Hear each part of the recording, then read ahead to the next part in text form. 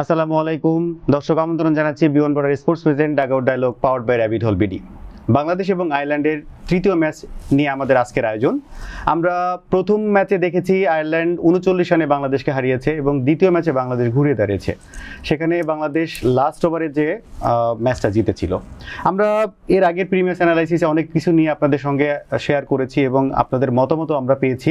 আমরা জানিয়ে দিতে চাই এই ম্যাচ নিয়ে আমাদের পারফরমেন্স অ্যানালিস্ট কী চিন্তা করছেন এবং আপনাদের মতামত জানিয়ে আমাদের কমেন্ট বক্সে জানাবেন আপনারা কি চিন্তা করছেন এই ম্যাচটা নিয়ে। আমি চলে যেতে চাই আমাদের certified performance analyst Ahmed Rezon Protik ভাইয়ের কাছে। কেমন আছেন? ভালো আছি এবং আশা করি তৃতীয় টি-20 শেষে একটা ভালো ফলাফল আসবে, তাতে আরও বেটার ফিলিং হবে। আমরা যেটা চিন্তা করি যে বাংলাদেশ প্রতিটা সিরিজের পরে যদি সিরিজ হার হয় তাহলে সেটা নিয়ে অনেক আলোচনা হয়, মিডিয়াতে গসিপ হয়, বোর্ডে অনেক রদবদল হয়, ক্যাপ্টেন্সি বাদ চলে যায়। আবার যদি জিতে যায় তখন কিন্তু আমরা ওই ম্যাচের অ্যানালাইসিস বলেন কিংবা টিম পারফরমেন্স নিয়ে কিন্তু আর আলোচনা হয় না। তো আপনার কাছে কি মনে হয়? দেখেন, হারি বা জিতে এখানে গসিপ হওয়ার কিছু নেই। এটা তো যে সিনেমা বা নাটক না যে কি ঘটনা ঘটবে সেটা নিয়ে আমরা গসিপ করবো। এটা ক্রিকেট।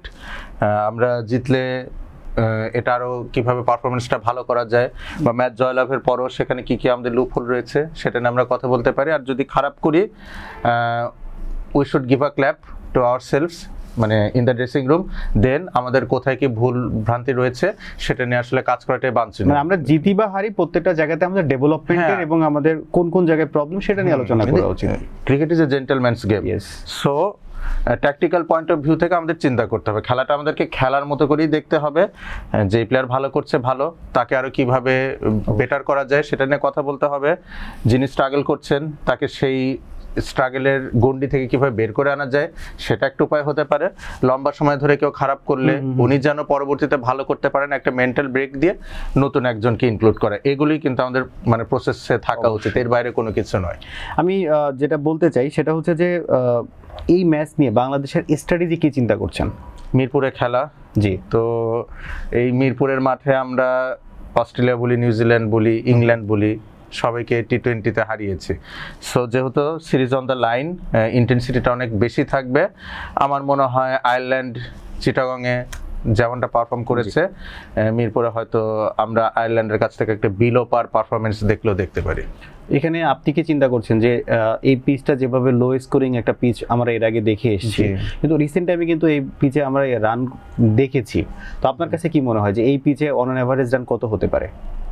এটা তো আসলে উইকেট না দেখে বলাটা খুব মুশকিল। আর যেহেতু শীতের সময় প্রপার সানলাইট না পেলে কিন্তু উইকেটটা খুব ভালো আচরণ নাও করতে পারেন। এখন টনি হেমিং কতটা কাজ করার সুযোগ পেয়েছেন, আমরা কিন্তু ওয়েস্ট ইন্ডিজ সিরিজের চেয়ে বাংলাদেশ আয়ারল্যান্ড টেস্ট ম্যাচটাতে রান একটু বেটার দেখেছি।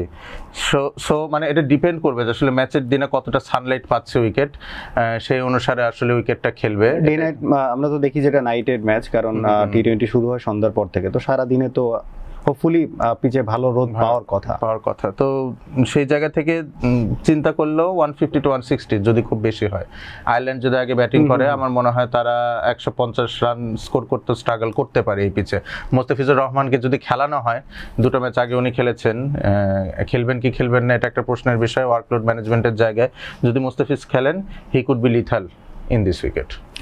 আমরা আপনার কাছ থেকে জানতে চাই থার্ড ম্যাচে বাংলাদেশ 11-এ কি কি চেঞ্জ চাচ্ছেন নাকি সেম 11 নিয়ে চিন্তা করছেন? রিশাদ হোসেনকে ইনক্লুড করানো উচিত নাসুম আহমেদের জায়গায়। এর বাদে খুব বেশি পরিবর্তন করার অপশন আছে বলে আমার মনে হয় না। যদি মোস্তাফিজুর রহমান অ্যাভেলেবেল না থাকেন সেই ক্ষেত্রে হয়তো শরীফুল ইসলামকে ইনক্লুড করানো হতে পারে। এখন আয়ারল্যান্ডের ক্ষেত্রে কার্টিস ক্যাম্পার কিন্তু সেকেন্ড টি-20 খেলেননি এবং আমি কিন্তু সেকেন্ড টি-20 এর প্রি ম্যাচ অ্যানালাইসিসে বলছিলাম যে কি ফ্যাক্টর হতে পারেন কার্টিস ক্যাম্পার। সো আয়ারল্যান্ড যে 170-তে স্টাক হয়ে গেছে, স্কোরটা 180 বা 185 হতে পারতো যদি কার্টিস ক্যাম্পার স্কোয়াডে থাকতেন। তো his inclusion will play a big role how Ireland perform in the final টি-20। আই হোপ যে যদি ছোটখাটো কোনো ইনজুরি থেকে নিগেল বা something, Curtis Campher recovers and plays in the final match. সেক্ষেত্রে আমরা কি নুরুল হাসান শন, জাকির আলী অনেকে আবার দুজনের অল্টারনেটিভ কাউকে দেখতে? আমার কাছে সত্যি কথা বলতে গেলে দুজনই যেহেতু স্ট্রাগল করছেন, যেই আসুক আই হোপ ভালো খেলবে। সেক্ষেত্রে আমরা ফার্স্ট ম্যাচে তো আমরা জাকির আলী অনেককে দেখেছি, সেকেন্ড ম্যাচে নুরুল হাসান শোহানকে দেখলাম, থার্ড ম্যাচে হোয়াই নট আমরা আরেকজনকে মাহিদুল ইসলাম অঙ্কন তিনজনই সেম প্যাটার্নের প্লেয়ার, আমরা কেন তাকে সুযোগ দিচ্ছি না? উইনিং কম্বিনেশন টিম ম্যানেজমেন্ট ভাঙতে চাইবে কিনা এটা একটা ইস্যু। অ্যাপার্ট ফ্রম দ্যাট আমার মনে হয় না যে মাহিদুল ইসলাম অঙ্কনকে ফাইনাল ম্যাচে খেলানো হবে, কারণ ওনার অবস্থা তো খুব একটা ভালো না। রাইজিং স্টার এশিয়া কাপে ওনার আমি এইখানেই আসবো, জি। ওনার অবস্থা যদি ভালো না থাকে তাহলে উনি টি-20 দলে কিভাবে চান্স পায়? এটা বিসিবি বলতে পারবে ভালো, এটা তো আমার উত্তর দেওয়া কাজ না। আসলে এটা আমি আপনি আমার মতো অনেক দর্শক কিংবা আমরা যারা জি, ক্রিকেট জি। নিয়ে কথা বলি প্রত্যেকের কাছে এই কোশ্চেনটা থেকে যায়। হয়তো বিসিবি কখনো এটার অ্যান্সার করবে কিনা আমাদের কোনো জানা নেই।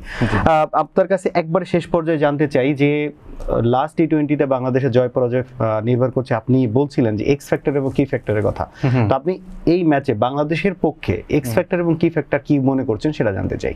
কি factor would be Mustafizur Rahman, জি। এক্স ফ্যাক্টর হতে পারেন রিশাদ হোসেন, লেগ স্পিনার, সব দিন সমান যায় না। জি।